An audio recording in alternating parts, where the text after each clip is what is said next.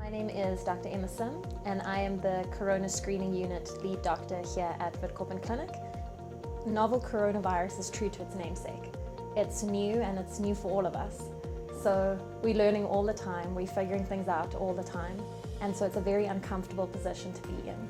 Anyone walking onto the premises has to be screened for symptoms. If we find you do have symptoms, then you immediately get moved to our Corona Screening Unit and separated from everyone else for infection control. And there you'll be assessed, you'll be triaged, and you'll be tested for corona.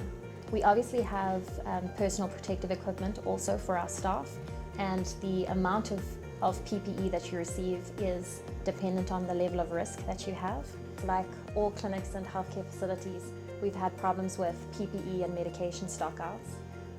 There's definitely a challenge with consulting patients with face masks, because you lose a huge amount of communication with it. We are doing about 500 screenings a day. We don't have staff going out to only do corona screening anymore.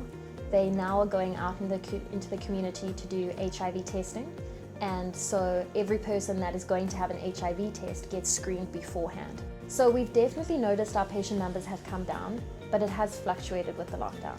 We noticed as the lockdown was extended and people weren't able to go to work anymore, then we definitely noticed an increase in our patient numbers because people were coming here purely just to try and get food or to try and get some help from us. Our priority is healthcare. Even though corona is here, even though there is a pandemic, even though there is lockdown, we need to be sure we're counseling patients properly that they are going to continue to take their medication. When their treatment is getting low, that they come to the clinic, that they refill their stock.